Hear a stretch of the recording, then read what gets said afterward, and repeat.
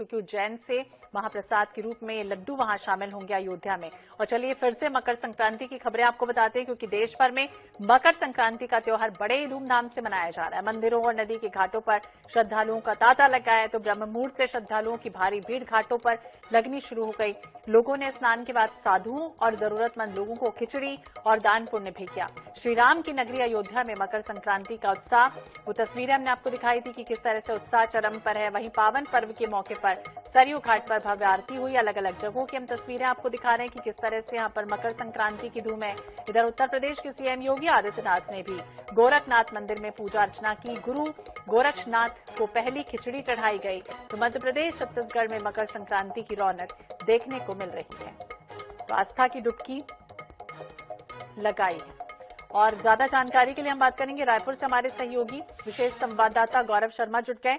गौरव, जिस तरह से बात करें दान पुण्य का महत्व है, मकर संक्रांति का आज पर्व है, लेकिन कई जगह पर 14 तारीख को मनाई गई मकर संक्रांति, तो कई जगहों पर 15 तारीख भी मनाई जा रही है। कोई विशेष कारण है? पंडित जी से बात करने की कोशिश कीजिएगा।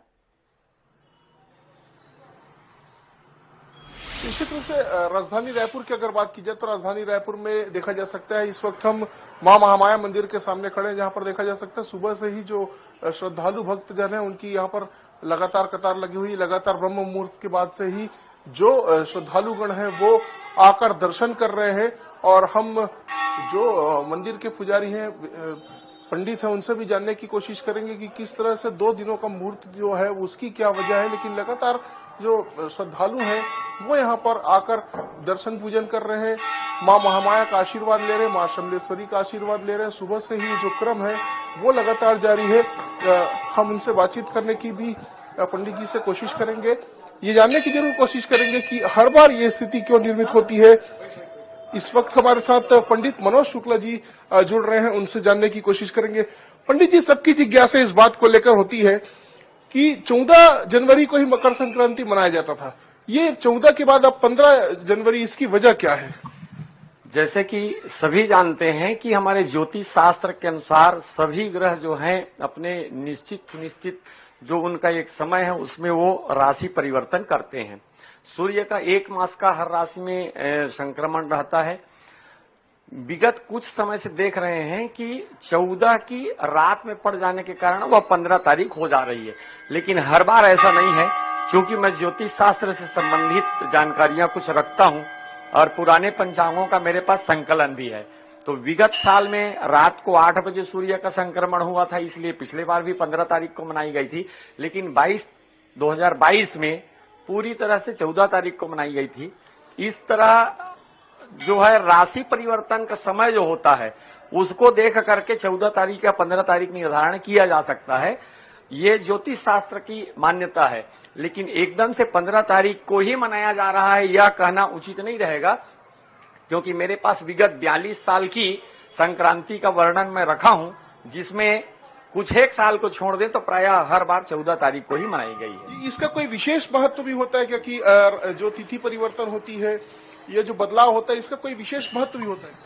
जैसे कि मैंने बताया कि हर ग्रह जो है एक सुनिश्चित समय तक के लिए एक राशि में रहता है।